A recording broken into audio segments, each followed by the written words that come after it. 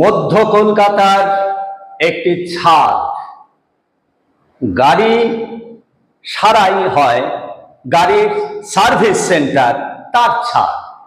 এই ছাদের ওপরে দেখুন ব্লু শার্ট পরা একটি ছেলে দাঁড়িয়ে আছে, দেখছে। আমাদের সিনিয়র এন্টোমোলজিস্ট সৌনক সান্যাল। কি দেখছেন এই ছাদে? গাড়ির যন্ত্রাংশ দিয়ে ভরা ছাদ। বৃষ্টি এখন অনিশ্চিত। আজ শুকনো দিন, কাল বৃষ্টি ভেজা দিন।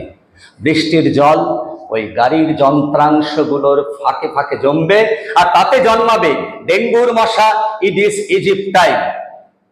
সাফ সূত্র রাখুন বাড়ির ছাদ, এই কথাটা বলছেন শহরের মেয়র, শহরের ডেপুটি মেয়র, এবং স্বাস্থ্য দপ্তরের পক্ষ থেকে প্রচুর ভিডিওর মাধ্যমে বার্তা ছড়িয়ে দেওয়া হচ্ছে।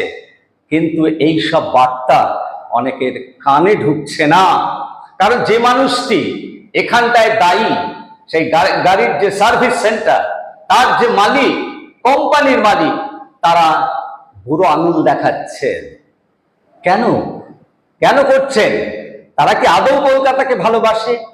এখানে জন্মানো ডেঙ্গুর যে মশা, সেই মশা যখন লোকালিটিতে ডেঙ্গু ছড়িয়ে দেবে, আপনারা কিছু না ভেবে দোষ চাপিয়ে দেবেন পুরসভার, স্বাস্থ্য দপ্তরের উপরে।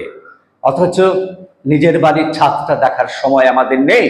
আমরা নোটিশ দিয়েছি এবং কয়েকদিনের মধ্যে কেস করব মিউনিসিপ্যাল ম্যাজিস্ট্রেটস কোর্টে। সচেতন হন। যদি শহর থেকে ডেঙ্গু কমাতেই হয়, দাপট কমাতে হয়, সচেতন হন। আর এই সার্ভিস সেন্টারের লোককে বলবো, সচেতন হন। উপেক্ষা নয় মশাকে, অবজ্ঞা নয়।